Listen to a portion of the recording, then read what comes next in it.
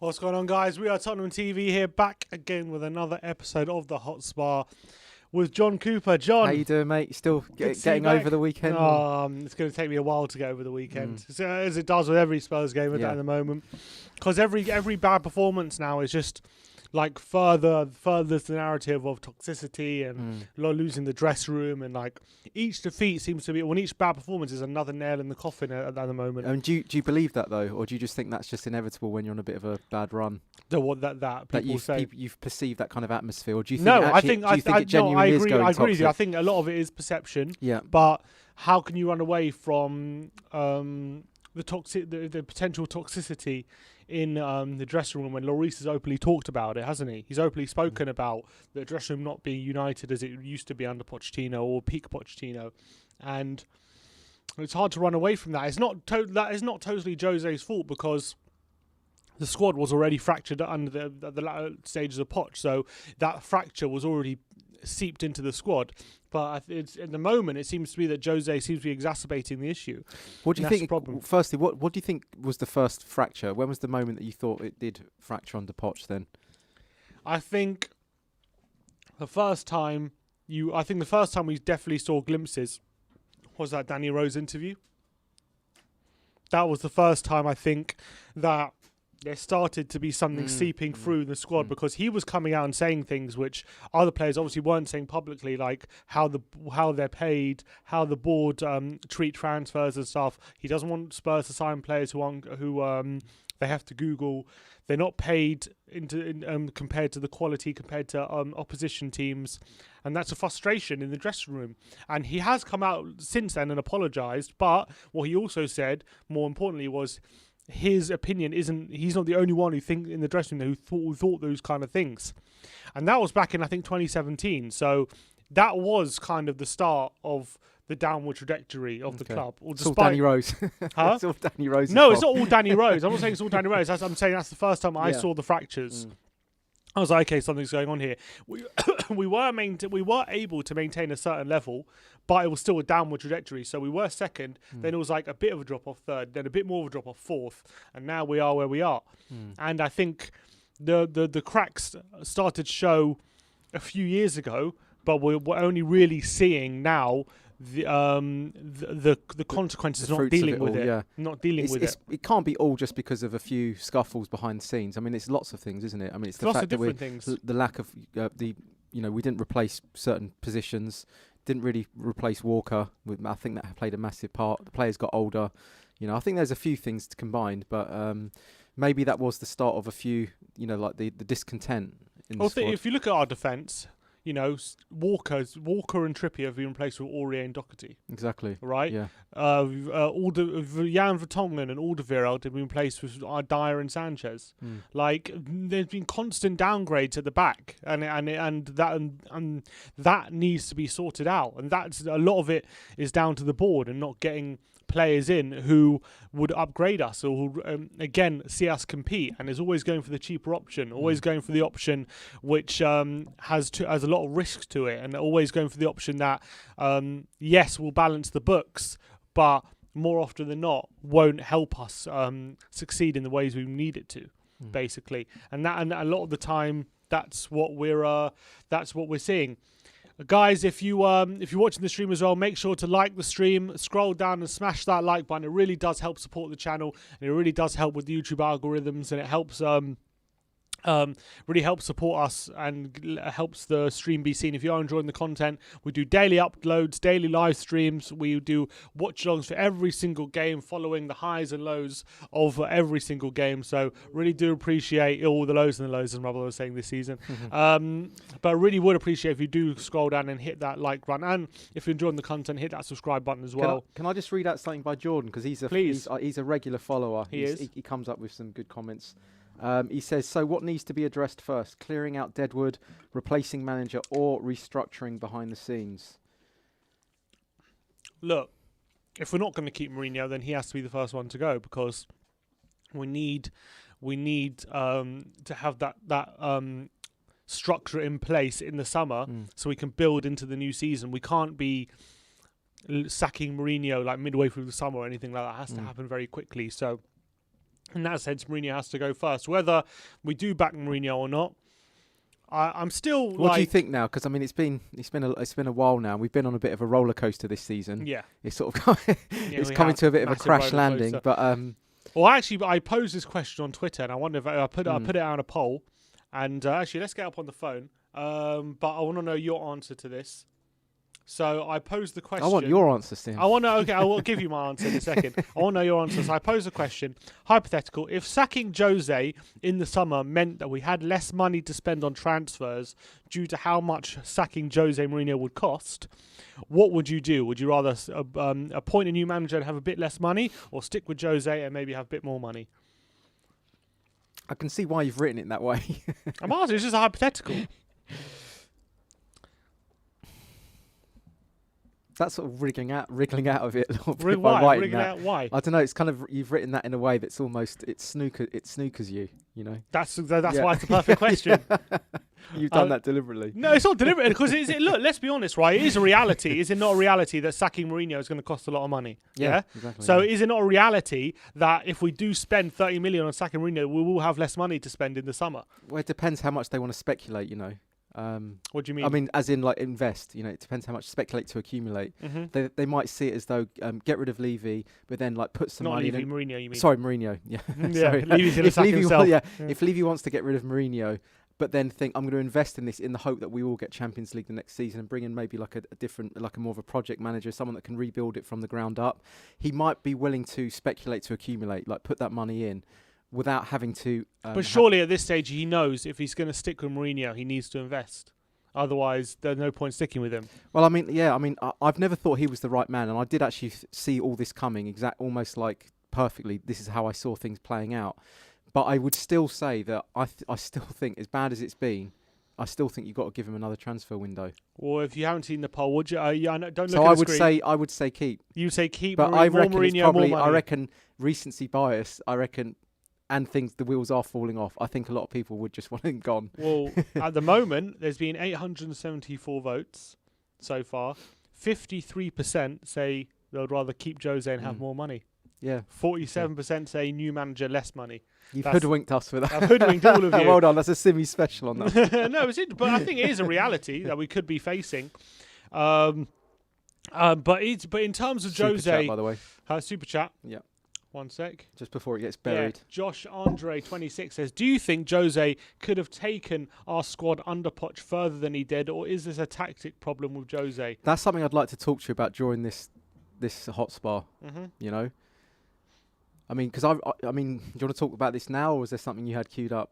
I mean, no, go on. Go for it. Well, I want to know, like, how much of this do you think is just down to the hangover from the end of the Poch era, and you think that it's we need to clear out the deadwood, or how much do you think this is actually Jose's role and not getting the best out of the players, which looks as though it kind of expresses itself through the individuals, like not looking like they're playing well, but a lot of that could be because we're sitting back, we're looking very flat, we're inviting teams onto us, and then when you actually look at the goals, you can always pick out the errors in the goals. But you know, the way that we, for instance, played against Man United, it was just a case of sitting back, and we've seen that all season long. So how much do you think this is just because of the deadwood players, or how much do you think it's actually the way that we're set up and the way that he's got us playing is the issue? What I would say to that is before the Zagreb game, I was of the opinion that it's because a lot of Jose is being forced to use a lot, because it was a long season, lots of games. He has to use his squad, and he's using a lot of players that he doesn't trust, and a lot of the players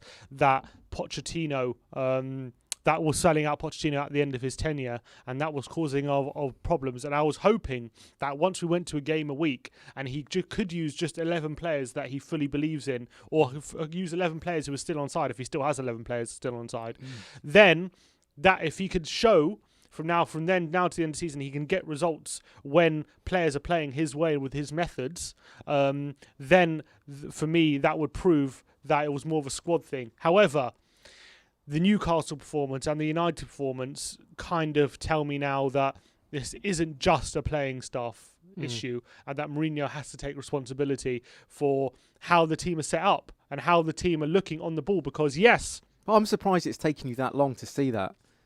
Because to be honest with you, I've been seeing that for months. You know, I think for most of the season, for me, I think that, yeah, maybe we've had a few drab performances, which I think a lot of teams had. Yeah. But I think a lot of games where we've dropped points and we should have won, I think I didn't always put that down to Mourinho when we didn't get over the line for games where we were leading and we missed lots of chances and we didn't put teams to bed.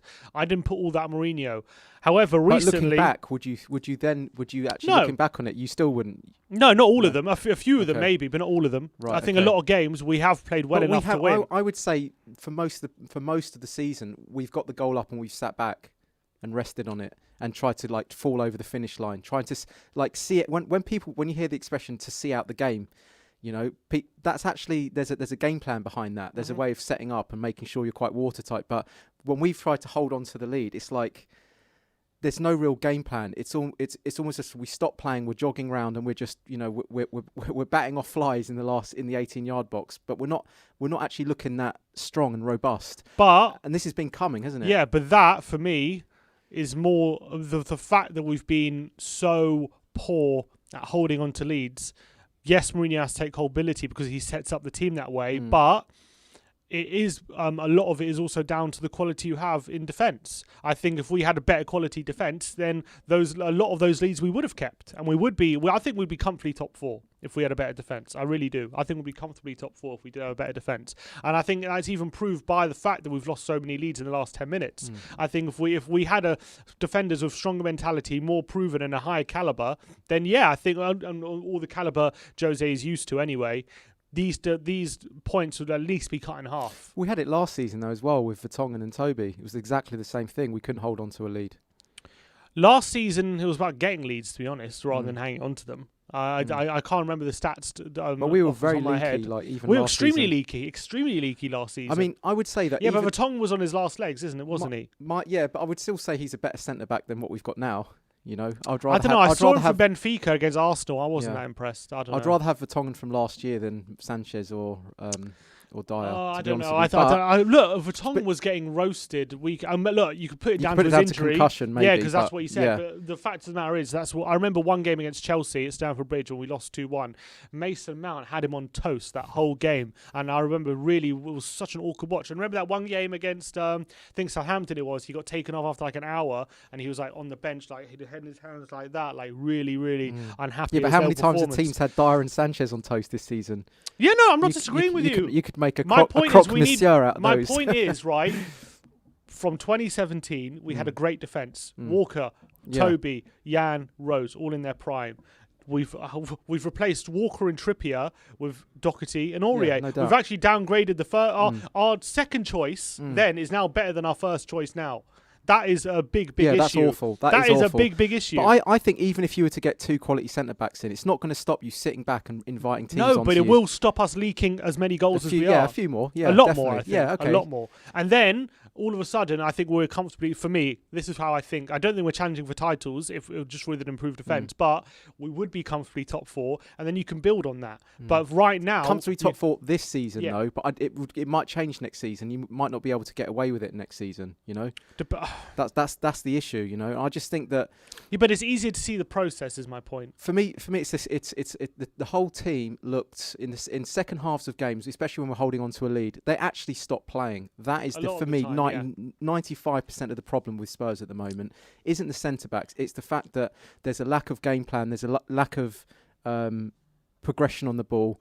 They all just sit back and they kind of, you can see the worry set in straight away. At the 50th minute, you can almost see them sort of like thinking, we've got to hold on to this. It's like, come on, you've got like the whole second half to go. Still try and play on the front foot. Still try and show a little bit of guile and movement through the midfield. Try and still play on the front foot. But that all goes out the window. And then suddenly, you know, they equalise, and then it's, what do we do? And then it's like last 5 minutes, throw Bale on. It's like, that's just not... The amount of times, as I was saying to my brother, the amount of times we've been chasing a game and we've had Sissoko and Højbjerg in centre mid. I mean, also the subs as well. We've got to talk about the substitutions as well. I mean, bring on Sissoko when you're 1-1. No, and there was still a chance you could actually take control of that game and actually wrestle the control back off Man United and go back to how it was in the first half. It was still on a knife edge. It was very much on a knife edge, and that you could see that we could create chances in that second half. We kind of did, didn't we? We did a couple, but not enough, yeah. But it was almost as if sort of like, let them have it, like let them come on to us. And it was just bringing Sissoko on.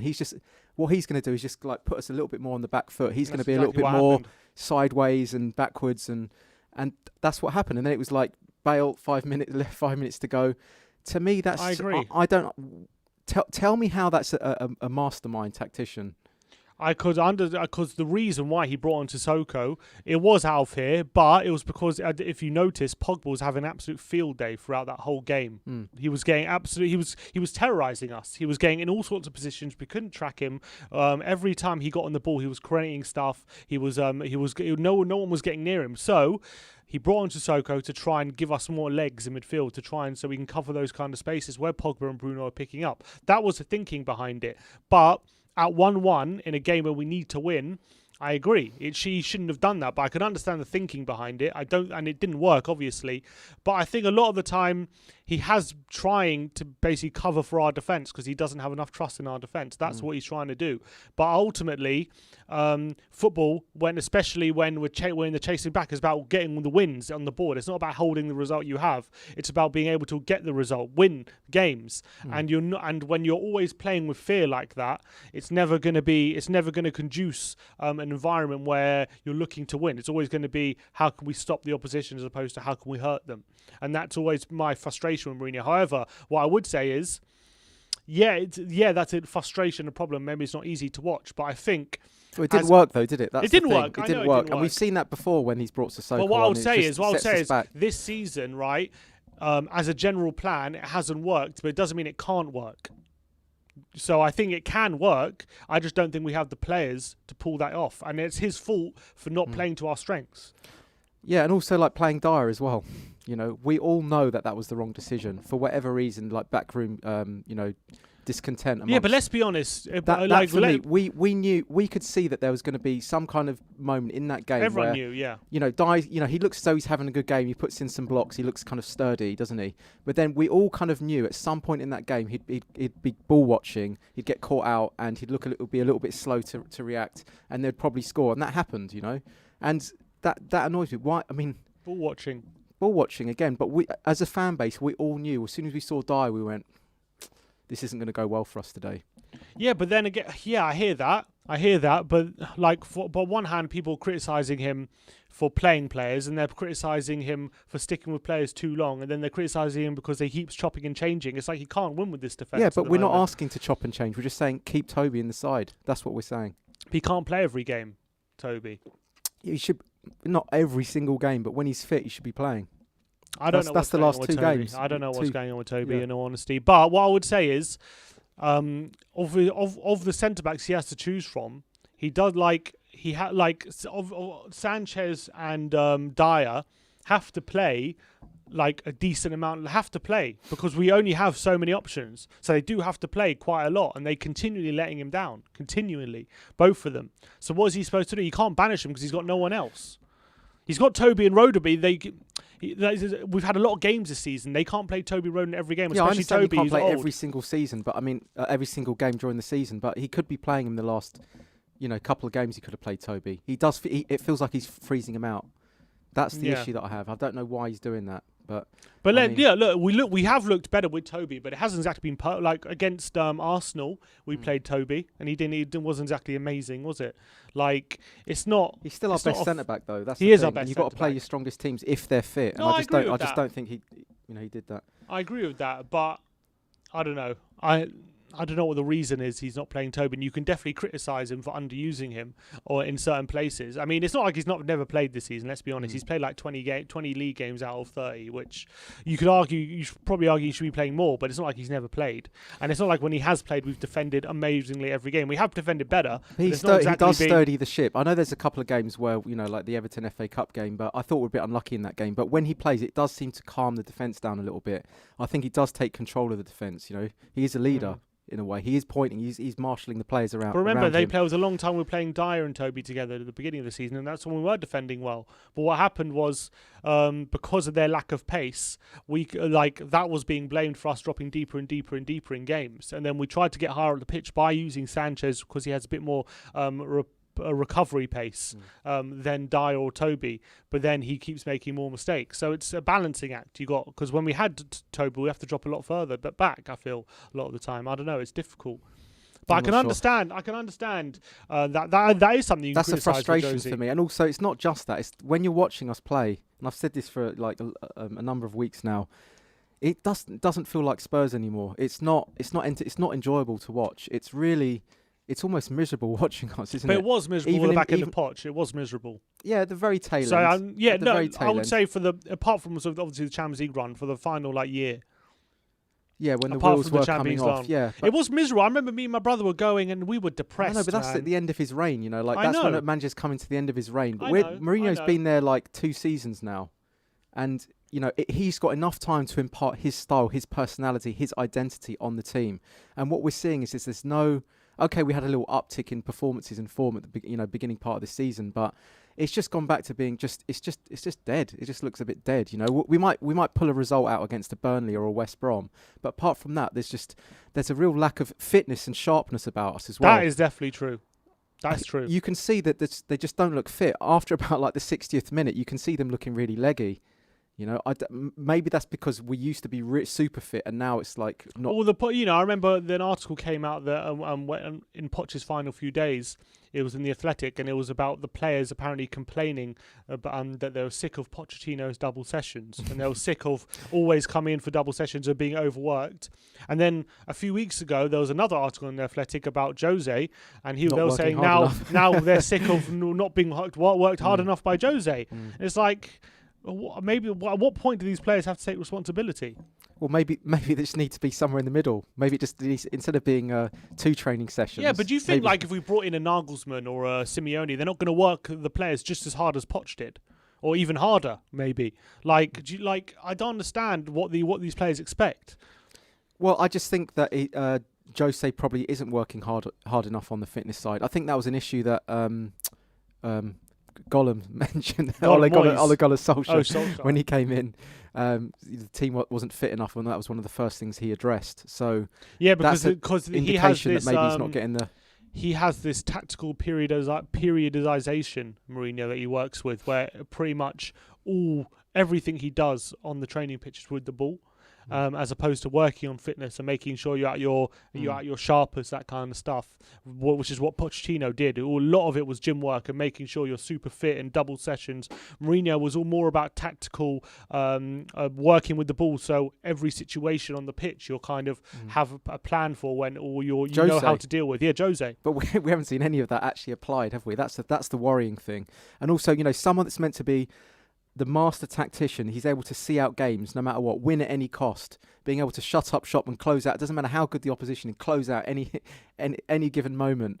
We just haven't seen any of that for 2 seasons now. And okay, yeah, you can blame the personnel. Yeah, okay, but I mean, surely he's got enough good players to be able to do something, even just once or twice. What I would say is he has enough good players to be higher than 7th. That's what I'm. Exactly. That's true. I don't think he's getting the best out of his players. I can't disagree with that. And I've always said, even when I've backed Jose, when we have been failing, but I was saying I still believe Jose has.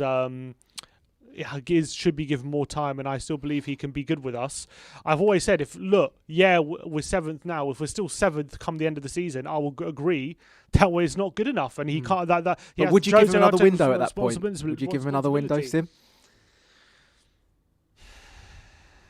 I would only give him another window if he has a majority of the squad on side, and we actually are going to be serious when we're upgrading the defence. Otherwise, no. Otherwise, I'd rather play. Is this the first signs of the Jose tinted glasses? No, I think ever since the Newcastle game, no. To be honest, I was pretty much ever since the Zagreb game. I would say that I've been kind of like, okay, I don't think this is working out, because I think we put a lot of eggs in that Europa League basket, and Jose did himself put a lot of eggs in that Europa League basket. And the way we went out so poorly, it was disastrous, embarrassing the way we went out when we were 2-0 up from the first leg. I think Jose. For the team he selected and how we set up on that day, he had to take a large responsibility for that. Even if you can say the players were selling him out or whatever, he has to be able to motivate the players enough to get past a 2-0 advantage against Zagreb. Yeah.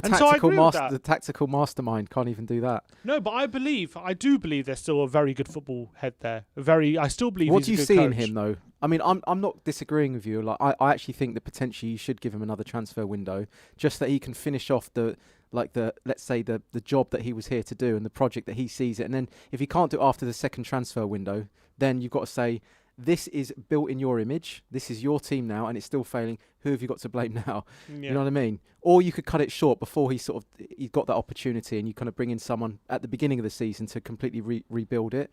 But it's a difficult one in right now. Where I think obviously there's 7 games left. It doesn't look like it's going to end well. I can definitely agree with that. It doesn't look like we're going to get top 4. Whether we win the final or not is looks unlikely, but you never know. Or we could fluke it, or we could play really well in one-off game. As of right now, if you're asking me right now, as Spurs sitting 7th. And how we're playing, do I want to see him next season or anything similar? No, of course I don't. Question. Of course I don't. You don't want to see him there? Not right now, or what I'm seeing. No, I don't. But there's 7 games left. Yeah. Let's see what happens. Yeah. Let me ask you this, John.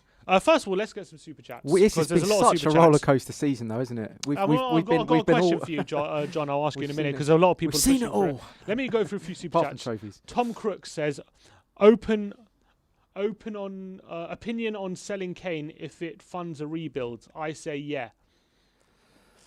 If we get 150 million for Kane. The problem is 150 million feels like a lot of money, but in reality that's probably like a couple of top centre backs and a couple of Levy budget buys. I think for me as well, if we do sell Kane, I would factor in me getting rid of Jose.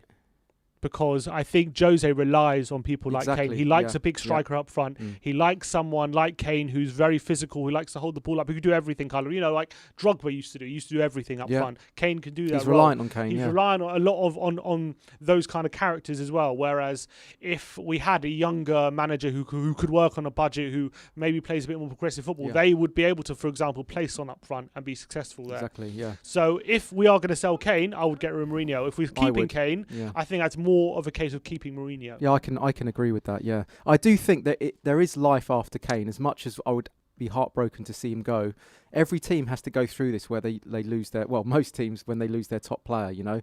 It might take a season or two to recover and to acclimatise, but in many ways there can be something new that's born from that, which actually can sometimes look better than before. Happened with Van Nistelrooy when he left. Players like Wayne Rooney stepped up, and they looked a lot fresher up front. Happened with Liverpool, didn't it, with Coutinho? They made good signings and they recovered. They looked better. I mean, it could be like when we lost Bale and we looked worse, but after a couple of seasons, we kind of got rid of most of S Club 7, didn't we? And we end up looking stronger. So there is life after Kane, as heartbreaking as it is. There always is. But I would say I agree with you. If we were to get rid of Mourinho, I would actually bring in a younger manager who can work with the younger players. He has a better way with the young players and build it from the ground up again. And it would have to be the start of a new cycle, of a new generation. I hate saying this because it feels like we're always saying rebuilding, always in transitioning. We've been saying that since, Spurs fans have been saying that since as long as I've been supporting the club. But unfortunately, that would be the case if we lost Mourinho. Not lost him, but if we let him go, I'm trying to find these super chats. They've gone missing now. I can't see. Oh, they're buried. Yeah. Do it again. Would you ever see? I don't know if you can see them. There was another. Okay, I'll have a look. For some reason, when I look at the super chats, it says no super chats, but I know there have been. So we'll try and get them. Do you think though, Mourinho? There's one here from Moninder Singh. Oh yeah. Moninder I've Singh. got it. Please sign Anderson and Botman. There's please sign Anderson and Botman. I like them too. I think those two lend to a bit more of a more progressive manager than someone like Mourinho, in my opinion. There was a couple more above that. It's buried now. Yeah, it's buried. I don't know how. I don't know why. Ben, you're going to have to be on the case for that one. I don't know if you can see. Maybe. Can I ask you this though, Sim? Do you think that Mourinho is someone that could be the one that rebuilds a team and brings in young players and starts a new cycle? Do you think he's capable of that? The problem is people say he can't. Yeah. Right, but there's no proof that he can't. He just never has, if you know what I mean. So he's never been able, whenever it's gone wrong, he's always been sacked, yeah? He's never been able to see it go wrong and then manage through it and come out the other side and then rebuild. He's always been sacked and then a rebuild's gone to someone else. So whether he can, look, we don't know. That's the truth. We just don't know. You could say no, but because he never has. But then you can also say he's never been given the chance to. In that sense, I'm not sure how many young players he nurtures. You know, I don't think he's a nurturer, and that's what slightly concerns me. Varane he brought through at Madrid. McTominay he brought through at Man United. Rashford some argue he stifled. Rashford said he was quite good for his career. I think a few times he's brought in some young players, but yeah, he doesn't rely on. And I think some of the like Pochettino relies. Well, there's some players in our squad that I think have got a lot worse under Mourinho, and they don't look like they're going to make their way back in. Even your boy. Who? Well, even your boy. Who's my boy? Winks. Yeah. I mean, you were talking about him being the next Iniesta last year. Oh, not in next Iniesta. I was trying to prove a point. One second, we got a super chat here from Truther MPD. Says, been going around circles for 20 years. Nothing changes until the ownership changes. Where we were with Poch is as good as it gets. Hashtag Enoch out. And then emoji, which I'm not sure suits the message, but there we go. I think I think me and John both agree that Enoch's a big problem, and the way they run the club is not conducive to always improving, only really overachieving. That's the best way. Like if you can overachieve, but you can't improve naturally as you should do as a football club. That's the problem. It's just for me. It's just not working on a football as a brand and stabilising the club and sort of organically making money. I think it's solid, but I think the proof's in the pudding. It's just not producing on the pitch, is it? No, and not at the moment. Look. David Moyes to Spurs. Oh my goodness, Moyes. Please. Look, I know he's doing a good job, David Moyes, and fair play, but I wouldn't trust David Moyes at Tottenham right now. No, I wouldn't trust him. As much as he's overachieving with West Ham. Should we look at some tweets? Please. THFC Joey. He says, a bit of an unpopular opinion, but I believe that had there been fans in the ground, Winks would be performing better this season as he's a very passionate guy and they would drive him on. Is he How does he know that? Well? I mean, that's just... Winks would be playing better with fans, John? I mean, how can you even... I think the thing with Winksy is in that period last season, between just after lockdown, when we'd just come back, he was actually playing quite well. That's why I remember that's when we talked. No, last season at the end of when we just came back from lockdown in those 9 games. I don't think he was. He was. I'm telling you, he was playing. He was playing quite well, and he was pretty much a fixture in the team. It was him and I think Sissoko pretty much playing in central mid every game. And he was actually putting in some really solid performances, and that's when I was thinking maybe next season could be a big season for him, but it hasn't worked out. Do you think he's lost that out of his game then, or do you think that... I think he's a confidence player. He's a confidence player, right. And when he's got confidence and he's striding around the pitch with that, which is why he always plays so well against teams in League One and Championship. Great. Because he's a confidence player. No, but that's my point. He's a player who thrives when he's playing crap opposition. Yeah, basically. Not necessarily. No, that's not true. That's not true though, because obviously when he played Madrid, he played really well, didn't he? I'm saying it's a confidence thing because when, for example, he's taking his first. I look really confident when I'm playing against. I'm saying when he's taking Wetherspoons FC. When he's taking his first touch into space and he knows where he's going to play the the pass before it comes to him and things like that. And when he's not thinking too much about what he's doing and he's playing with confidence, then he can be a very effective player. But when right now, he's playing within himself and he's playing with very low confidence and he's been taking too many touches on the ball and things like that. And he's always playing backwards first before thinking about playing forward. That, though. He hasn't always done that. He has not. And that's why he was playing for England, and that's why he was playing really well in the Champions League. And that's why back end of last season, a lot of the times he was starting very regularly because he was playing quite well and can be quite a good confidence player. But right now he's extremely low on confidence. Whether you can say that's down to Mourinho, that's a good argument there. You could say that. He's always played sideways. He hasn't. He has. That's why I called him SpongeBob SquarePants. He hasn't always done that. He has. When he's confident, even when he's confident, he's never driven forward with the ball. He's never driven forward. He's never really split the lines. And what I mean is, okay, you brought that stat up that said like he passes forwards between the lines. But let's say the opposition are playing one up front, right? It's very easy for him just to pass the ball and pass that lone striker up front. That's a non-threatening pass. It's very easy to do that in that position on the pitch. So of course it's going to look like he's playing through the lines. That counts as a line, the lone striker up front. So he's going to rack up loads of forward passes from that. But in reality, he doesn't actually play a threatening forward pass in any position on the pitch. I think he's actually got less than 5 through balls in his entire Spurs career. I mean, that's insane. I think Ndombele's got that more in one game. So for me, he's a sideways merchant. That he's never had that in his game. And so when you say he had confidence last year, okay, he might have been a little bit better, but no, he was a lot better. Even at his best, for me, Winks wasn't good enough for Spurs. But it was always with the thought that he could potentially become a lot better than he is right now, and that he's playing at a certain level now, but because he was always young and hopefully with regular game time, he would become a much better, more accomplished player. Right now he's 25. But what I would say, he's good. He is good enough for the Wycombe Wanderers and the early Europa games. Proven. So I mean, you could keep him just to play those games, but ultimately not good enough. Josh says, unpopular opinion, if we get a new manager, and this is turned into unpopular opinions apparently. Okay. Unpopular opinion, if we get a new manager and the team isn't properly invested in, we will be in the same place next season. The problem isn't Jose, it's the players not having the quality.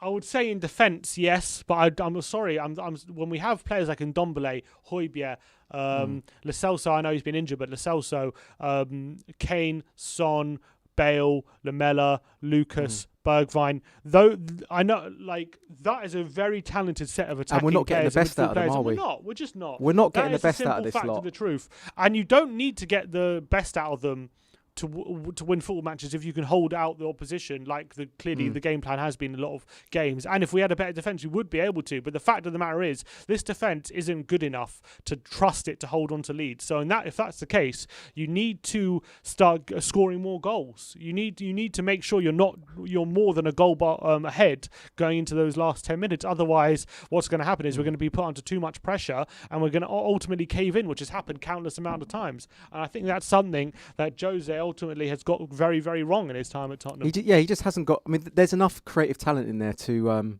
be doing a lot more damage. Look at Bergwijn. He's just completely drained of confidence. Doesn't look like a top player at all, does he? If you look at someone like a team like Brighton, yes, they're obviously near the bottom, right? But if you look how many times a game they're able to get their foot on the ball and open up get patterns of play in the final third and open up the opposition, even though they're not the most clinical and they do miss a lot of chances, that shows that it's possible with good management to get players of less quality to create lots of chances against better opposition. The fact that Brighton have been able to do that so consistently, and that's been sign up Potter. Look, I actually don't mind Potter. I think he could potentially be a very big manager in the future. What if he gets up the leagues? I don't think he's ready quite yet for the Tottenham job. Although we did take Pochettino from Southampton, who aren't the most glamorous of clubs, although they were probably higher up in the league than Brighton. But I'm actually a big fan of Potter. I'm a big fan of Potter. I think he could be. But we could be getting way more out of our creative talent, though. I just think they look really drained. That's the thing. We definitely could. Lacking in confidence. Like the same thing, I would say. Yeah, let's go along with what you're saying about Winks losing confidence. I think you can see that with a lot of the players. They look a little bit scared. They look a bit frightened to express themselves. It's a little bit, when you've watched England play over the years, they've been incredible for their club, and then you watch them play for the national team.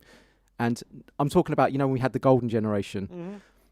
When you watch them play, they were like, they're just like passing sideways. They're not committing any players. They're not really expressing themselves at all, you know. And it was like a big frustration because we had such great individual talent there. It feels a little bit like that when you're watching the Berg ones. Even Reguilon, I think he's taken a few steps back. You know, the second half of the season. Since the start, yeah. Yeah, like he looks really drained of confidence. I think even Son, for whatever reason, I mean, I think he is just he's awesome anyway. But I can see him. He doesn't look right at the moment, does he, Son? There's a lot of players that are looking a little bit drained. Cameron Mia just has a question for you, John. He says, John, your opinion on Son's interview, did you see it after the game? Oh, I didn't see it, actually. No, I only heard from... You heard what the gist... Well, yeah. He was very upset when he... Let me just maybe are we allowed to show it? You can't show it. I don't think I can show because I think it's on the Spurs YouTube channel. But if I just show you, like you don't have to hear him. You just look at his face and you'd be able to see what people are talking about. Here's the interview. He literally looks like he's on the verge of tears. He looks extremely down, and you could hear it in his voice. Basically, he was very, very depressed. And the interviewer said at the end of the interview, he said, "I've been interviewing you, Son, for 6 years, and this is the first time I've seen you so upset." Basically, do you think maybe? Because I think he was the one who was fully believing in Mourinho at the beginning. Do you think he's upset with the squad situation, or do you think he's maybe starting to lose belief in the manager? I mean, it's hard to say. Just the belief where we're going. Where we're going, yeah. As a Especially club. as that I think that game was the knife in the what's the expression? I was going to say knife the in the cake. final nail in the coffin. Yeah, the nail in the coffin. Yeah. So, Groundhog Day, as I called it. Yeah, I mean, you can see clearly, right, from his body language. You know, who wants to get excited about Europa again next season? No one. And what about UEFA Conference League? Yeah. Like, no one does. I think we're better than that in terms of playing squad. So there is going to be a feeling of disappointment amongst the players. We have players in the squad who are definitely much better than playing in Europa League. That's the facts. Daniel S says, we can't progress the ball out of our final third due to poor passing of the back line. Playing Ndombele and Kane in double pivot. Toby and Rodin at centre back. Play Kane in a double pivot, John. Kane in a double pivot. Yeah, why not? Try it. But don't you think, though, when you're watching Spurs play, when Kane drifts so far forward, it's almost like playing with 10 men, because when we've played really well, he's dropped back almost into a centre midfield role. Mm-hmm. If you look at all the games that we've dominated the opposition, you watch how involved Kane gets, and he's almost the go-to guy. You'll find that we've had a passage of play where it's been Toby to Kane, Kane spraying the passes. Mm-hmm. In literally like a quarterback, you know. But what happens is, when he's had a couple of injuries, what I noticed, it might be because of injuries, might be because of lack of sharpness, might be because he's told to do it. He drifts so far forward in these games that he's totally out of the equation. He doesn't get involved. He doesn't build. Things don't go through him, and then it looks a little bit lost, doesn't it? All the players don't really know what they're doing, and then we kind of lose our leadership, and we all kind of sit back. We go a little bit flat, and I think that we'd be much better off if Kane dropped a little bit deeper and try to collect the ball in and around the centre circle, if you know what I mean, and had people on the outside ready to go. And that's what we were doing a lot better at the beginning of the season. But that has kind of, whether that tactic, though, first of all, I think people have gotten wise to it a lot, haven't they? And I think you can see people are much more ready for our counter-attacks than they were at the beginning of the season. But we're not doing that anymore. We're not actually playing counter-attack football anymore. I'm saying teams are more ready for the counter-attacks now. They'd be like, you see, they just swarm Son whenever we get the ball. They know he's our main threat, and if we stop Son on the counter, there's not many other players who have that speed and dribbling ability to get in behind and actually be a goal threat like Son does. And that's why a lot of the time we don't look a threat on the counter, because as soon as we get the ball, it's almost like people know what the main threat is, and people have worked it out basically. But Jose needs to counteract that, and he hasn't been able to, and that's been also a big problem. There was a question here. I'm just going to read out. Do you want to? Yeah, you carry on while I look for this. One sec. I think have I got the super chats back now? No, I don't. Oh, what's this? It says been going. No. We read that one. Can already. I read this one out? Yeah, just because it's addressed.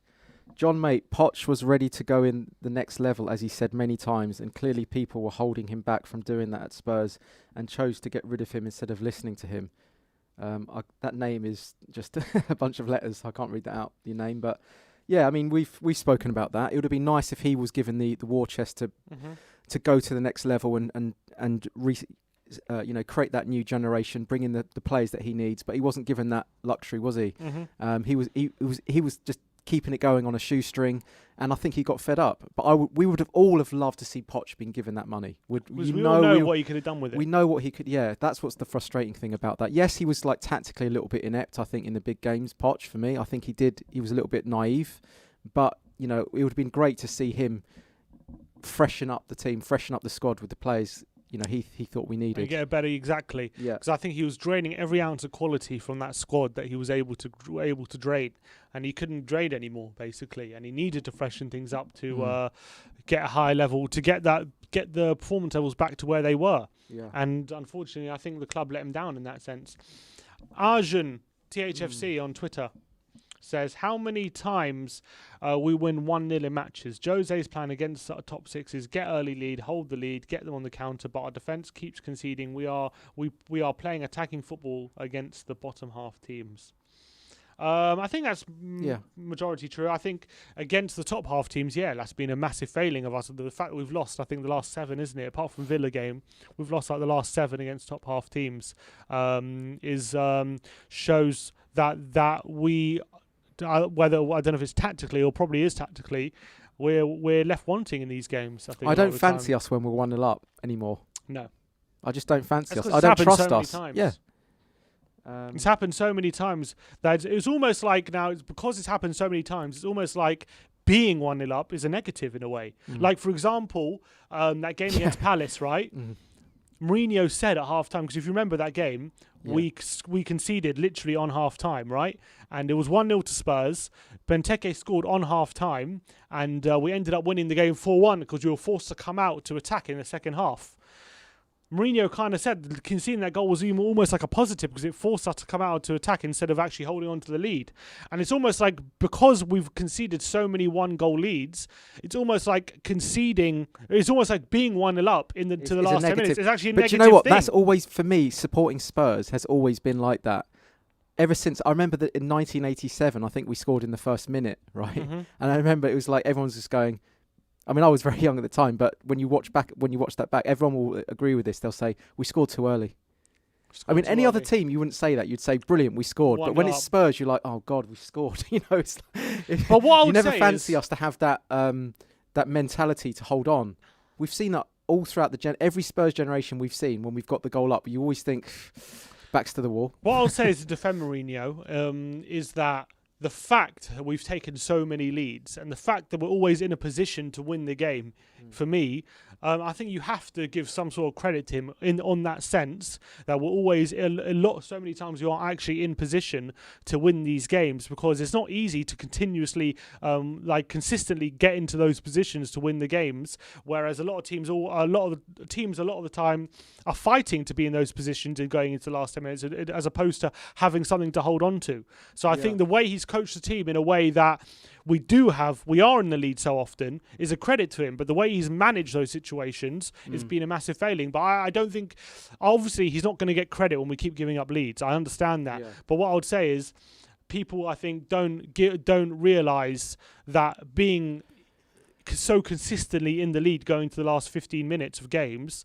like he deserves credit for the way he's got the team, keeps getting the team in those positions. But I obviously giving them up is. But he's meant to be the manager that can hold on to leads. Agreed. He's meant to be that manager. But what my point is, from where he was, but from where we were before, where we were literally getting battered 3-0 by Brighton and things like that, like we weren't ever even getting leads to give away. You know what I mean? Like we drew 2 at the Etihad though. We drew 2 at the Etihad. You know, I mean, there were some games that we were actually showing a little bit of fight still. I understand that the wheels came off at the end of Poch, but I mean, I don't think it's looking that much better now. You know, I'm not saying it is looking better. I'm just saying in terms of holding on. In terms of getting into positions to win the games, and yes, we haven't got over the line, and that's a massive failure, Mourinho, managing those situations. But it gets overlooked that it's not easy to get into to be consistently leading at those points in games. Like it's not an easy thing to do, to be in a leading position so often. Like it's not like any team could be leading with 10 minutes to go. You know what I mean? It's not as simple as that. If you understand what I'm saying, like so consistently. Do you understand that point? I don't know. You're saying it's not his fault that. I'm not saying it's not his fault. Right. I'm saying it's his fault for managing those those situations wrong. Yeah. What I'm saying is, it's not so easy to be consistently in a position to win games like that, and he doesn't you have to be coached well. Basically, is my opinion, what I'm saying, to consistently be in winning positions to win games. You can't be a rubbish team and consistently be nearly winning games. If you understand. So you're saying give him credit for being the goal up in the first? I'm not saying he deserves credit, but I think it gets overlooked. Is my point. I don't know. I just think that's just the star quality on the pitch that's doing that. It's pulling those out. But no, you have to be coached in the right way, don't you? Well, I'm actually looking at our literally every game this season, because you brought up this point last week or 2 weeks ago, that have we actually throughout this whole season hung on to a 1-goal lead? That's what I was saying to you last. Apart from the last 5 minutes when we've scored, have we hung on to a 1-goal lead as opposed to we've won by 1 goal by scoring late? Yeah, that's what I'm. That's what I said. But have we hung on? That's what I'm saying. I don't think we have. I'm actually looking at every single game this season. I actually don't think we have in one game. I think there's been 0 games this season where we've actually hung on to a 1-goal lead. It's crazy, isn't it? That's why I just do not fancy us when we're a goal up. Which is actually incredible when you think about that. 0. Every time we've had a 1-goal lead for more than half an hour, we haven't hung on. I know. Which is crazy. And who does that come down to, Sim? No, of course I can't. Look, a lot of it comes down to Mourinho. A lot of it comes down to the players as well. I don't think all of it. I think there has to be a proportion of blame, because I think a better set of defenders. Okay, Fulham away. Okay, that was the one. That was one where we shouldn't have, because the goal with VAR disallowed. But actually, last week I actually did say apart from Fulham. Yeah. Okay, but that was one where we got lucky because VAR and we actually got lucky out. with that one. I think we got very lucky. No, 1 goal. 1-goal lead. By 1 goal. I'm saying we have a 1-goal lead. How many times have we hung on to a 1-goal lead this season? Yeah, that was a 2-goal lead. Yeah, if it's 2 goals, but if it's 1 goal, you just don't fancy us, do you? That's the thing. That's actually crazy that we haven't been able to hang on to a 1-goal lead. And obviously, when it's a continuous pattern and there's a pattern there, the manager has taken massive responsibility for that, because there's a continuous pattern that keeps happening and he's not able to fix it. I'm not denying that. Yeah. What I am saying is, if we did have defenders there capable of hanging on to a lead, we would obviously be in a better position and would be getting a lot more positive results than we are. What did you think when he was asked that and he said same coach, different players? What did you take from that? What did you think about that? I think it's true. Do you not think it's throwing the players under the bus a little bit? It is, but it's is it throwing the players under the bus? Yeah, you could see it that way, but it is people ask him, right, in your career, you've been able to have some of the best defensive players, and one of your great things is being able to hold on to a lead. Well, in his career, his centre backs have been John Terry, Ricardo Carvalho, Lucio, Walter Samuel, Rafael Varane, Sergio Ramos, and then John Terry and Gary Cahill again for Chelsea when he won the league again. So he's always had defenders which are elite. These are elite defenders we're talking about. These are the defenders who are in the top of their game in European football. Now he's dealing with Sanchez and Dyer and these kind of players, right? They are nowhere near that level. He's playing Dyer. He's the one that's picking Dyer. Yes, but he only has so many options. Well, yeah, but why have him in the team to start off with? Because he only has so many options. Last summer? He couldn't. He tried to get Skriniar. I don't remember. But you know damn well that he had a lot of faith in Dyer when he first came in as manager, right? We all knew he was shit, Dyer. Well, most of us did, right? We all knew he wasn't good enough. Yet he considered him this 50 million worth defender, and he's having to learn the hard way with Dyer. And now he's realising Dyer isn't the man anymore. Well, let's be fair. He has to take responsibility for that. Let's be fair to Mourinho in that sense. Because when Dyer came as centre back, then Pochettino moved him to midfield, and he was very for a season. And then he dropped him for a season, right? Yeah. He was really good, and then he was. I don't think he was. He was very good for us for a season. So he was never good for us. I don't think he ever was. Come on, honestly, I personally don't think Dyer ever was good. Dyer was good for a period in centre mid. Of course he was. No, why do you think he was starting for England at the Euros? Look, the team. I think the team was making him look good because we had so much possession. We had so much. We were camped out in the opposition's half so much. He didn't get exposed so much. He got found out because at the end of the day, he wasn't that elite world class DM that he never developed into that. But I think for a time he was good for us. And then when we had the final season of White Hart Lane, he was actually a really good. he was actually quite a good versatile player because he'd go into a back three, like I remember. Yeah, I remember he was doing that. When we beat Chelsea in that game that ended their winning run, he played brilliantly that game in a back three with Toby and Jan. He could then also move into midfield, and we gave us tactical flexibility within games. Drop back to a back three, go into midfield, and kind of still always do a clanger. He would still always do a clanger. He had these horrible injury problems. Not sure what happened. Like he had something wrong with his stomach or something. I can't remember. It was right. It was something wrong with his pint. Yeah, he had a real something wrong for long term. It happened for over months, and he never really came back the same player from that. But Mourinho, I think, always wanted him when he was more at his peak at Spurs, rather than the player he was when he came back from his appendicitis thing. He never quite came back, and then. Hang on, what is this all like a big statement about? I don't understand. It's not a statement. I'm trying to add nuance. I'm trying to add nuance to the debate. I'm saying then Mourinho comes in, right? And Dyer goes to Mourinho, look, I want to be a centre back from now on, okay? I don't want to play in centre mid anymore. I don't think that's my role. I want to play in centre back. Mourinho says fine. And to be fair, for the first half of this season, I don't think anyone can disagree. He was pretty good for pretty much up until January. He was very, very solid against Man City when we kept them out when we won 2-0. He was unbelievable that game. Unbelievable. He played so well. He was no mistakes. If you throw enough shit at something, it's going to stick. But what do you mean? Because I just think if you're under the cost at that amount of time and you're throwing yourself into blocks and stuff, you can end up looking like a miracle worker. You can end up looking like Superman. Great.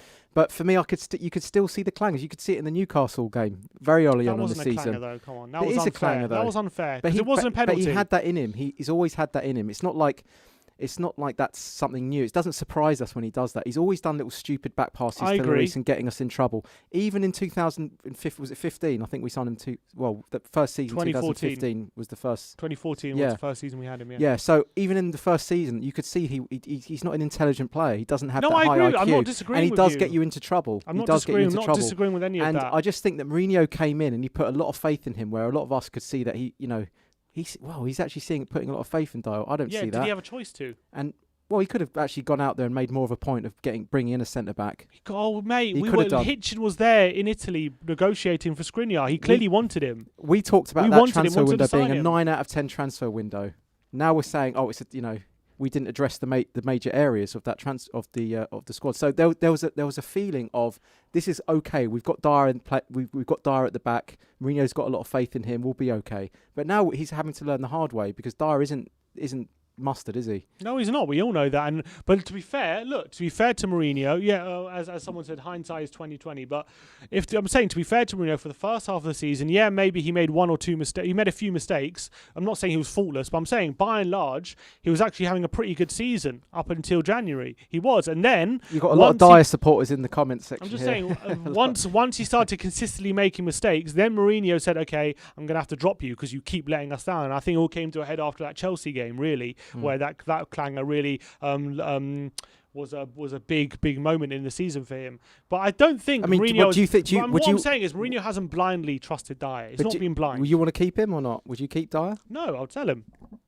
That's not the point, John. You're saying it's a failing. I'm saying he's not good enough. Mourinho. He's not good enough. I'm not disagreeing with that. Yeah, but not blind. He was playing well, is my point. He was actually having a good season. And before January, and then when he started screwing up consistently, I think if you were to ask the fans, if you were to ask the Spurs fans, could you see this coming with Dyer? Did you know that he had a lot of calamitous moments in him? Did you really feel as though he was ever going to step up and be this incredible defender worthy of playing in our first team? I would ask that to Spurs fans, and I think most Spurs fans, if they're being honest, they would say, no, we've seen enough of Dyer to know that he's never going to level up and be that defender that we'd hoped him to be. We could see that over the years he hasn't shown that he's got that composure, that intelligence, that high IQ, that ability to just keep things calm, play the right pass. He's got gaffes in him, and you can't. I'm not saying I don't think you can take that out of his game. I'm not disagreeing with you. But I think Mourinho came in and thought that he could be that defender that he could put a lot of trust in. I mean, you guys were saying that a guy put a comment in. He says, "I can see Dyer being captain material." You guys both said, "Yeah, I can see that. I agree with that." That was your exact comments in reply. He had Yeah. leadership material. No, I'm not. I checked it. A guy left a comment, and he said his actual comment was, "I see Dyer being the future captain potential." And you guys, in reply, exactly said, "I agree with that, and I've been saying that for a long while." I know. I have to see the clip. Yeah. I don't know. So I mean, there was a general consensus that Dyer was this potential captain material. I never saw it personally. I don't know. I have to see that specifically. Detrex Kane says, "How can you say Dyer was good, but we played with 6 defenders: Højbjerg, Sissoko, Toby, Aurier, and Reguilon. Of course, you will look good."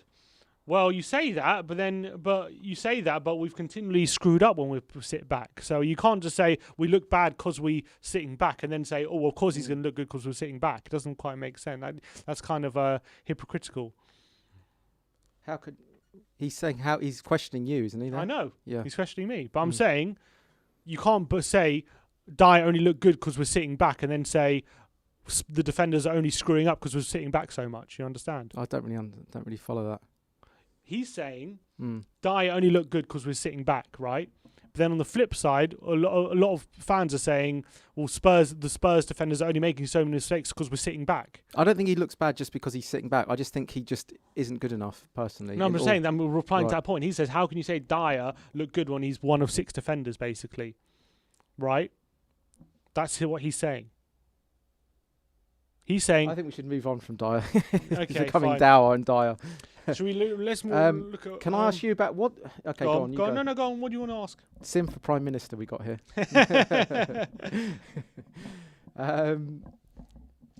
What do you think... You're the stat man, right? Yeah. How's Kane doing now that Sonaldo sort of dropped a lot of form in terms of his... Sonaldo. Yeah. How's his stats looking, Kane's, now that Sonaldo... Good. Is it still good? He got 2 against... Better at the beginning of the season, though, wasn't it? He got a couple against Newcastle last week. Like, he's still scoring. But I'd be very interested to know, like, now that Sonaldo's been a little bit... He's out of form, let's be honest. Yeah, Son. Although he scored against United. No, but you could see he's not playing with that same energy about him. He doesn't have the same quickness of touch, does he?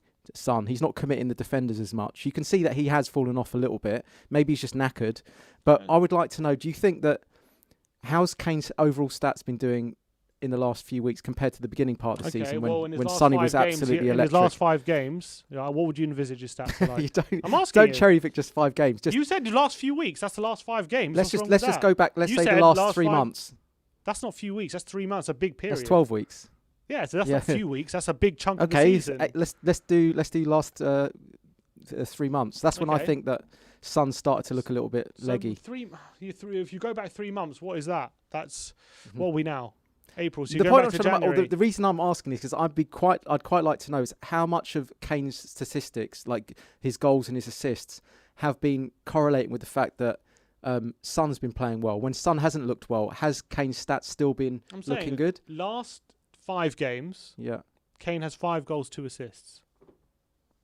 That's last 5 games. You want to go back 3 months? I don't know. What point do you want to use? Well, let's go back 2 months then. 2 months? Yeah, 8 weeks. So what date was that 2 months ago? I don't know. What was it?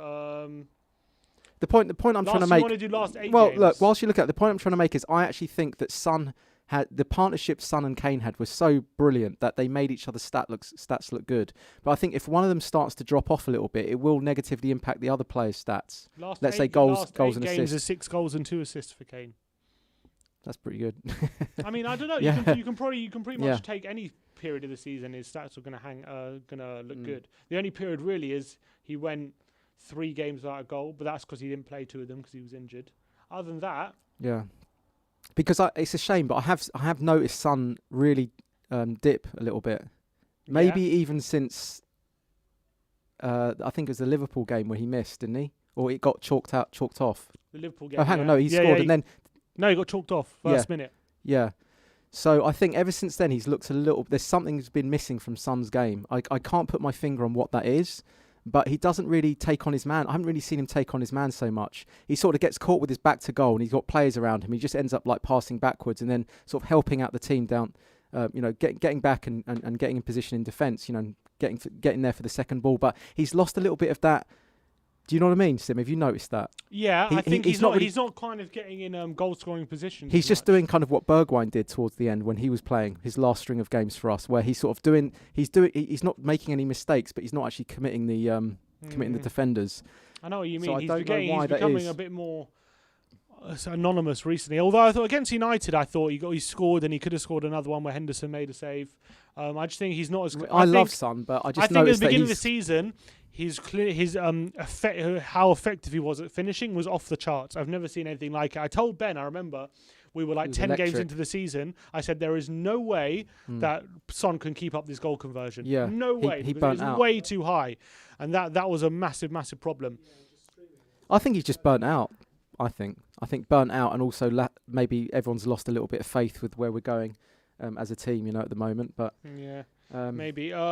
Chris says, I think Jose Mourinho has been given stick for a lot of what is the players' fault. Yes, his tactics are crap, but he tells them what to do, and that I have a lot to do. A lot of players have been poor. Can I ask a question to the audience? Mm-hmm. Can I ask a question? Who do people think? Because this is a big divide at the moment. I've noticed I would say half the fan base think it's the individual players that are the problem, and half the fan base think that Jose is like the main problem, right? The core problem. So I would like to ask the audience, just put players or Jose in terms of which one do you think is the biggest problem. So if you think that it's the players that are the individual players that are the biggest issue, please put players. If you think it's Jose, please put Jose. Because I think that for me is according to the fan base, it's very, very divided on that. A lot of people putting both. Yeah, ENIC, that's a good point. ENIC's definitely a lot. But you can see it's a mixed bag in there, isn't it? Everyone's got equal amount of blame. Yeah. Ben's going for equal amount of blame, which you can definitely see. ENIC, a lot of ENIC in their board, yeah.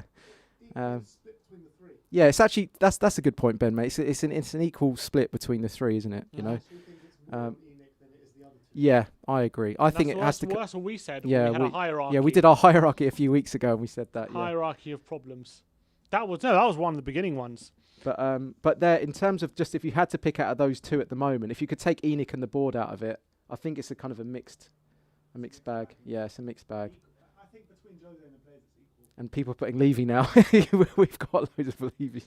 Chris says, I honestly think Kane is part of the problem. He does not always perform if Son is not playing. He's poor. He's poor. All the players are poor lately. Yeah. Reshuffle is defo needed. That's the point. That's the point I was trying to make about Kane. You know, Son makes Kane look good, and Kane makes Son look good. 1 minute. Cyan Mukherjee, sorry if I butchered that, says love from India Spurs with a smiley face emoji. Much love, man. Much love, Cyan. Appreciate that. Peter Palframan says, I wanted Jose to succeed because I want Spurs to succeed, but it's more of a chore watching us now.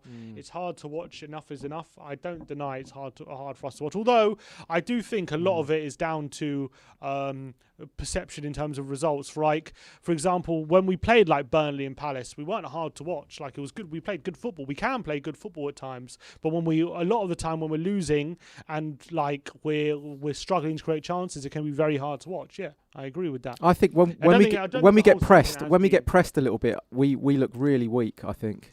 It's interesting you say that because apparently you want to know a stat. I'll give you a stat. Spurs have been Spurs have been pressured the least. Spurs have been pressured the second least in their defensive third out of anyone else in the division. This is where I think stats just are misleading, though. But why is that misleading? No, I just think that's where stats are misleading. Because, why is it misleading? Because I can just tell that you don't need stats to know that when Spurs get pressed, we look really shaky. Both can be true. I'm just saying, teams tend not to press Spurs. They tend to let us play. Is that even more of an indictment? That teams that press let us play? No, teams tend not to press Tottenham. Actually, in our defensive third. Do they? Can you prove that? I just told you. Yeah, but how can you statistically prove a press? A pressure? What's the definition of pressure? This is like your Winks as forward passing stat. Number of times applying a pressure to an opposing player who is receiving or carrying or releasing the ball. Yeah, those are the sorts of things you can't just do with a statistic. You have to watch it with the naked eye and judge it. Tottenham are... Stats are fake, Anthony says. Tottenham, go on, Anthony. Tottenham are near go the on, bottom. my son. Tottenham are near the bottom for opponents pressing them. in their defensive third. I just think you focus too much on stats sometimes. No, but why? I don't understand what you're disputing. I'm saying that when this season, when teams have actually put a bit of pressure on us, I think that we've buckled. Okay, yeah? That can be true. Forget about that. Forget about the stats. Both can be true, John. Both can be true. What I'm saying is, yes, that's true. Yeah. What I'm saying is, teams tend not to press us. Okay. Apparently, I'm using semantics to manipulate my points. Sim, can you talk into the mic? Sorry. I'm saying, John, teams tend not to press us. Teams tend to stand off us, and we still struggle. I think that we sit off teams, especially in the top half of the table. We do that. Well, should we look at pressures we do?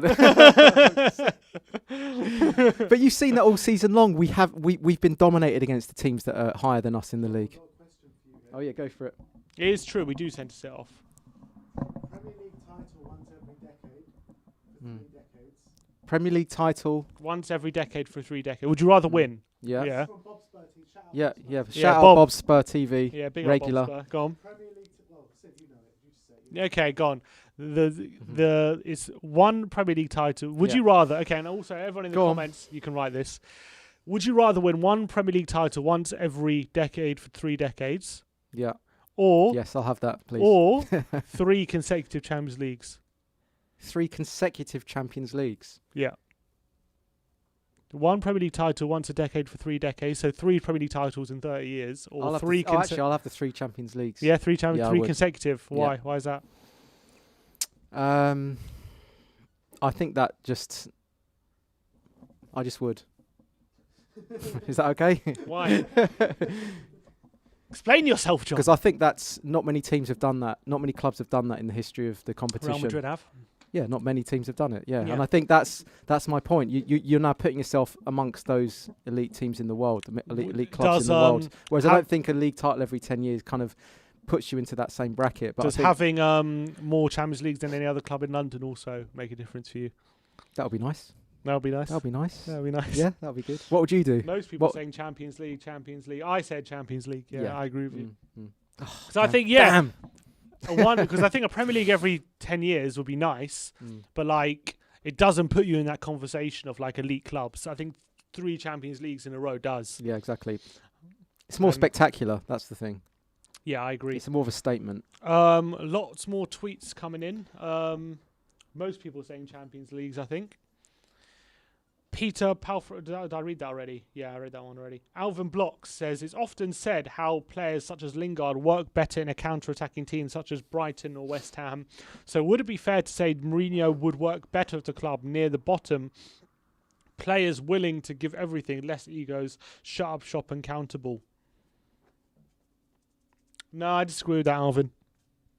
Because I think Mourinho needs elite players. Yeah, they'll buy into him, and maybe he could overachieve at a team near the bottom, but he needs that elite player. He needs to be near the top for that real edge to Mourinho. That's Mourinho's game as a manager, right? He brings in established players and he gets the best out of star quality players. But I don't think he could go down to a team like Burnley and do a job there.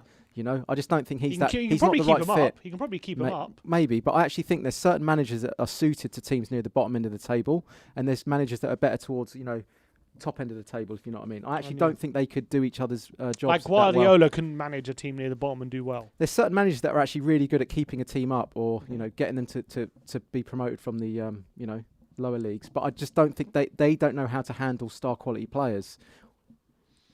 Not getting top 4 says, John, how can you blame the manager for not holding on to leads when we have a defence of Dyer and Sanchez at the back? Sometimes I do question Jose on his subs when he chooses to bring on Sissoko instead of Bell when we are losing. # the HOTSPAR. Yeah, because it's not just about the defensive errors. It's also the way that you're set up. If you haven't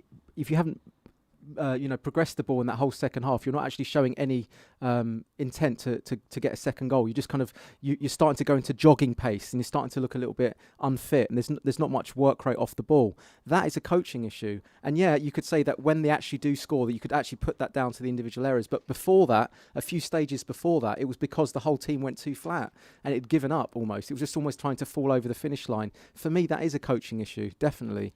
It is a blend of both, don't get me wrong. I do think that we do need a clear out. But at the same time, a good manager could still do better with the crop of players that we've got, and we should be seeing out a lot of these games. I mean, we've given up 18 points from winning positions this season. I'm saying, but 18 points winning positions. Yeah. If we had a better quality of defenders, do you think it would be 18 points? It would be less. I grant you that, but I still think how much less? I don't know, Sim. But the thing is, I would still see that's not the core issue that I have with the team at the moment. That's the thing. We're just sitting back, and it's just that's not good enough, and it just doesn't. It's actually handing the opposition the reins for the second half of games. We've seen that all season long. That for me is the core issue. So he's got to get us playing better. He's got to bring something more out of the team. And yeah, of course, centre backs would make a difference. I don't know how many points difference. I know you're going to say, well, that would be the difference between where we're on top four. It would be. But I would still have a problem with it, though. Just the way we're playing and letting teams come onto us. I want to see that addressed first. And maybe it's a fitness issue. Maybe that's part of it, Who knows? Some super chats here from Hitam Al-Batashi says, why did Mourinho lie to the fans by saying we will challenge for the title this season? He said we have a better team than United.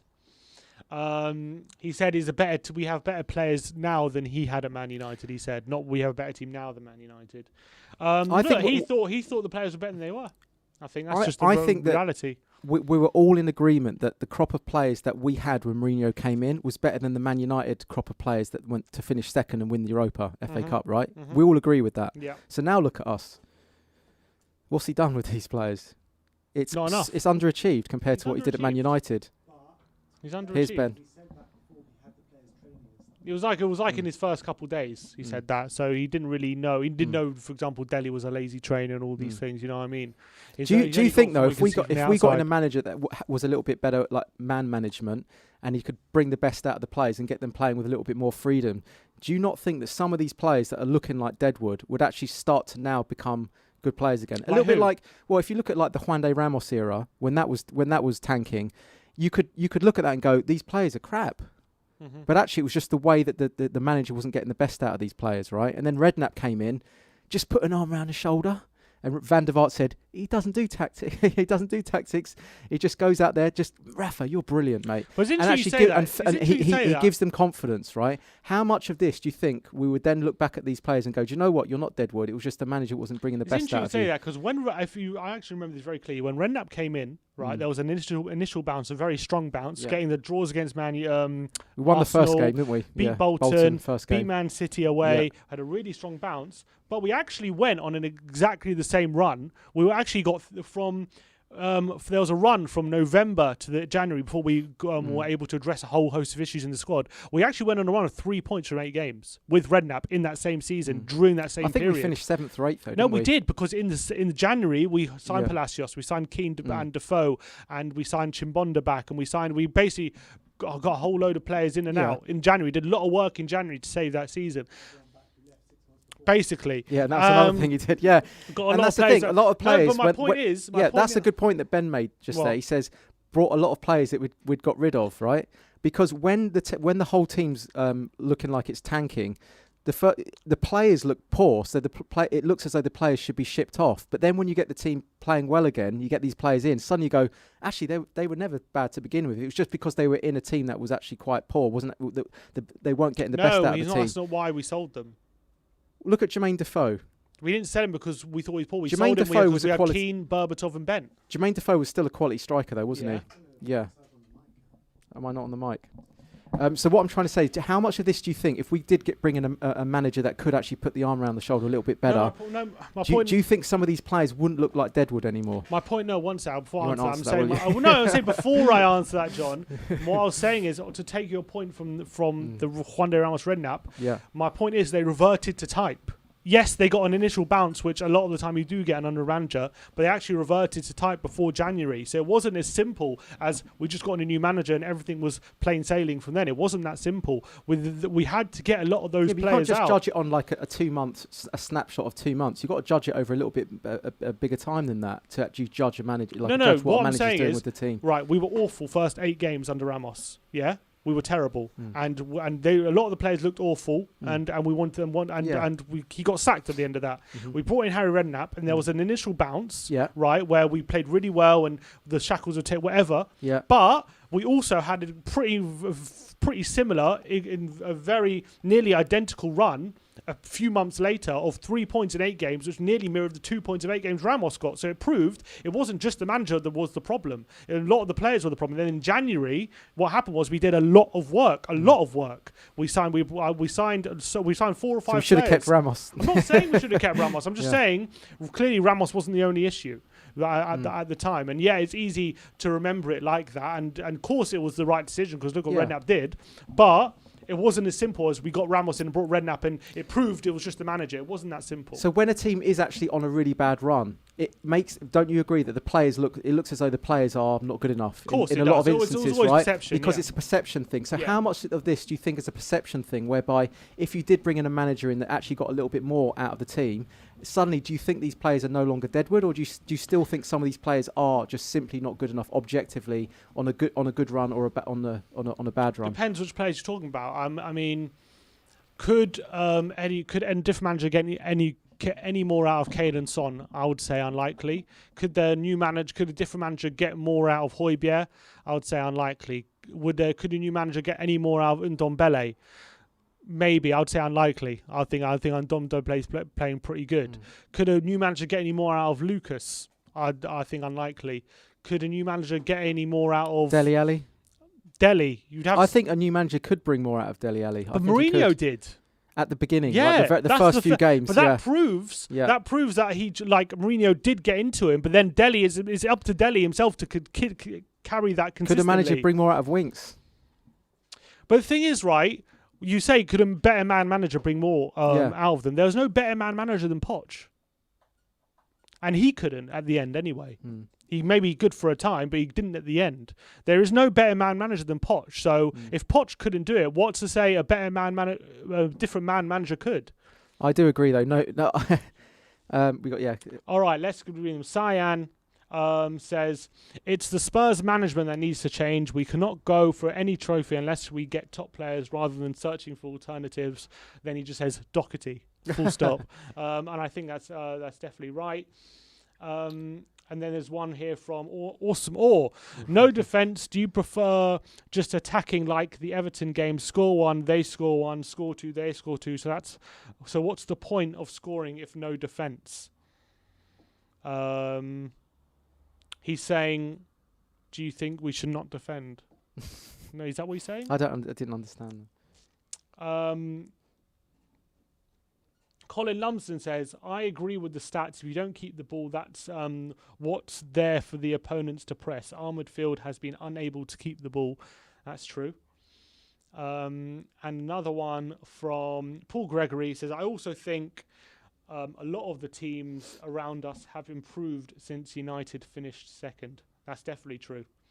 And you know what hurts the most about the Poch era, right? You know what hurts the most for me about it? Especially the Leicester season, is rival fans kept telling us, you better win the league this season because you're not going to get another opportunity. You better win it. Everyone kept telling us that. This is your opportunity now to win the league. And I'll remember thinking, we got the long-term future. We're going to be in it. I knew they were right. And they were right. And that hurts, man. I also hate hurts. this as well. The Arsenal fans looked at our team. They went, we've been there before where you've got a really good team, but you'll come away with not winning anything.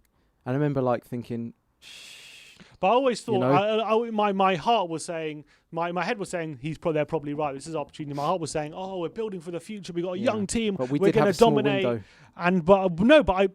It's easy at the time to think, we had a small window. I mean, it's in hindsight.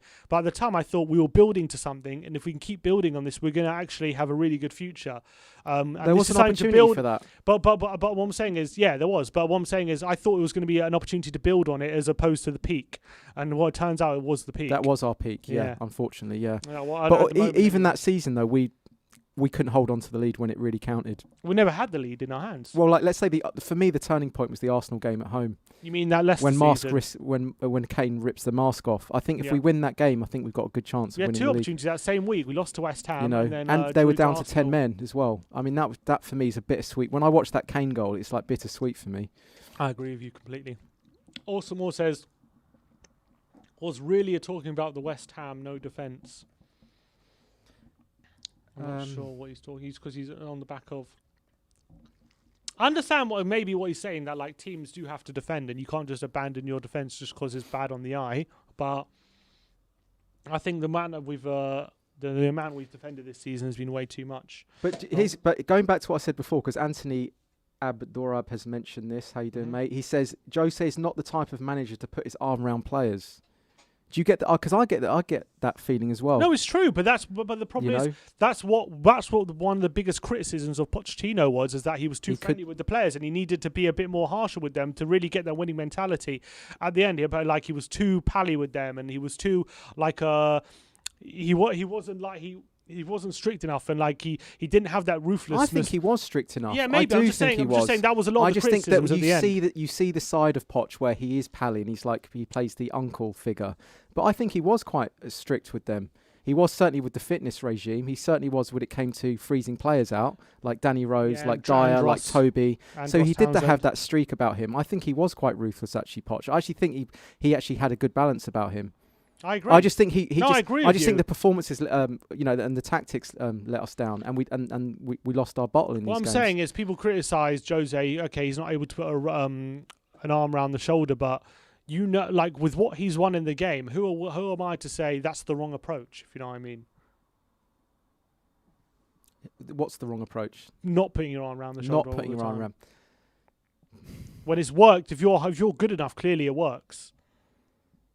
Where does it work? I'm trying to think how that works. It's worked throughout his whole career. For a time. I'm looking at the other managers, and I'm getting that. I get more of an impression that the good managers have good man management skills, and they're able to. You look at the good managers. How many of them have won as much as Jose? Probably, except for Pep. Ben's saying man management's outdated. Yes, that's what I think. I do. I don't think he's kept up with the current way of bringing the best out of these players. For me, if you go back 20 years, they were men. When I watched Premiership from 20 years ago, that's like a bunch of warriors going to war. When I watch it now, it's like a bunch of Instagrammers and influencers playing. You know what I mean? It's a lot more sanitized now. They're like playboys now. They're half playing and also half worried about their reputation, their image, and it's also like. They've also been used to they've come through the academy. They're more pampered and now. They've been earning 10 grand a week since being in the academy and stuff, and they haven't had to work their way into the first team in terms of they've made it before they even get into the first team. They've made it. I don't know whether it's just because when you get older, you look at the people start to look really young. You know what I mean? But when I look at the Premiership now, I don't know if this is something that other people notice as well. But when I watch the Premiership, it's like they look like boys now compared to what they used to look like. You know? I agree with you, and think about that's what Mourinho said himself. Did he? Yeah. He said when I used to manage Chelsea, he had Lampard at 23 years old. He said Lampard was already a man at that age, and he was already mature, and he was already very strong mentally. And he said nowadays a 23-year-old is still a child. I mean, you get rare instances of this. I think Kane looks like a man to me. Højbjerg. Yeah, Højbjerg. So, but I would say there's a lot of players that just look like boyish, you know. Winks, Lo Celso, you know what I mean? I agree with you. Dele. Yeah, Dele. There's a boyishness to them. And I think that isn't just Spurs. I think that is a kind of a cultural thing with football. I've got a comment here. Go on. Great man management today is about knowing which players need what treatment. Fergie was the master at it. He knew exactly what players needed, and he would never treat a player like Giggs and Nani exactly the same. Oh, I don't know if anyone could hear that. But were you on the cam? Were you on the mic? Ben was making a point there about. Okay. So someone sent Ronnie sent Ben a message there, and Ben just read it out. It was about good man management is the ability to know what advice and what coaching to give one player as opposed to another player. So I think Fergie used to be quite tough with certain players and know what kind of brings the best out of them. I can't remember who it was. I think Fergie used to slap the odd player to get the best out of them. Other players he'd know would have to be a little bit more softer with them, and kind of hair dry treatment. No, not quite like that. So you used to do that as well. Yeah, with some players. And I think that's a good man management skill, is to adapt your way of communicating with certain players. Yeah, but Jose fell out with many players. Many players he fell out with. Jose? No, sorry, I mean Sir Alex. It's not like he kept every player on side all the time. Beckham he had to sell Beckham because of it. He was still winning. He had to sell. It worked though. You could argue now it's not working with Jose, but we're talking throughout his whole career he's worked. Yeah, but we're talking right now. Yeah, right now it's not working. Yeah. But even think about what he did with Cantona. He was actually pretty, maybe because he might be the only player that he was terrified of. Fergie pampered Cantona. I think he did allow him to. He didn't bruise his ego. I noticed when Cantona did that kung fu kick. I think Fergie came out and said, "I didn't say anything." Whereas I think if that was other players, he might have catered the way that he approached that. But I think with Cantona, he was a huge ego, and I think that's actually part of his game. And I think he knew how to address that. I think Fergie was the ultimate man manager. Of course he was. He was one of a kind. Yeah. He was one of a kind. Do you think Fergie would still be able to keep up with the modern culture, the modern zeitgeist of football? I personally think yes. I just think he had the gift about. Yeah, I think he would be. Plus, he was able to kind of keep revolutionising the squad and the team, wasn't he? To kind of keep up with all the new, the latest threats. Then again, he was given an opportunity. Like he had. I remember 3 seasons in a row for Man United between I think 2002 and 2006. 3 seasons in a row, he didn't win a thing. 2003, sorry, from 2003 to 2006, 3 seasons in a row, he didn't win anything, and they were struggling all for 3 seasons in a row. But then he was able to circle. But imagine Mourinho, would Mourinho ever get 3 seasons to not win anything? Well, he might get another season. Yeah, but he would never be allowed 3 seasons. That's the thing. That's the difference. I think they still win something in those 3 years. No, they didn't. Did they not? I think they won an FA Cup, didn't they? They won an FA Cup in 2004. Yeah. But they're 2 seasons in a row. I think they also stopped Arsenal from winning the FA Cup, I believe. For 2 seasons they didn't win a thing. Yeah. What's someone tagged us in on Twitter once? I do remember that. That was a lull in his managerial career. Oh yeah. Okay. Fine. I think we have run out of time. We have run out of time. Yeah, it's time ticking over. But John, yeah, thanks, mate. Another long stream, nice that was enjoyable. Enjoyed that, and a lot of comments. Look, and the thing is, we all want the same, right? We all want the same. We want to see like we're actually moving forward. Of course. There's a vision. I think we all still want to see like good football as Spurs fans. We do want to see good football. We're happy. I'm happy to not have that if it means trophies, but if it looks as though we're nowhere close to trophies, then I think questions do have to be asked about what you want to see from your team and your club. I don't know how you feel about that, Steve. No, I agree. I think as long as, when we were top of the league, riding that wave and things were going for us, you could put. It doesn't even matter how you're playing. If you're top of the league, you're going to be happy about it. The main thing, and yes, it compounds it. When you're not playing good football, it definitely compounds it. But that isn't the style of playing, that kind of stuff isn't the main issue for me. It's the fact that we've continually not gotten the results that this team should be getting against the opposition that should be getting it against. And that's the biggest problem. Although saying that, I did really enjoy us like at times under Yol when it was like 5-5. You know what I mean? Like that was different because it was like cricket. Yeah, but we were going games. from the 90s where we were only mid-table to a team challenging for Europe. So it was improving. Yeah. When it was like huge score lines. I was actually getting a bit of a thrill out of that. 5-4 against Arsenal. But anyway, John, thanks again for coming out. It's a pleasure having you on as always. Thank you, everyone, for your comments, your tweets, your super chats. It's been another great stream. Thank you, thanks everyone, for everyone's comments. Yeah, thanks. Yeah, really enjoyed this stream. Another really good one. Another episode of the HOTSPAR done and dusted. Thank you, everyone, for joining. And as always, come on, you Spurs.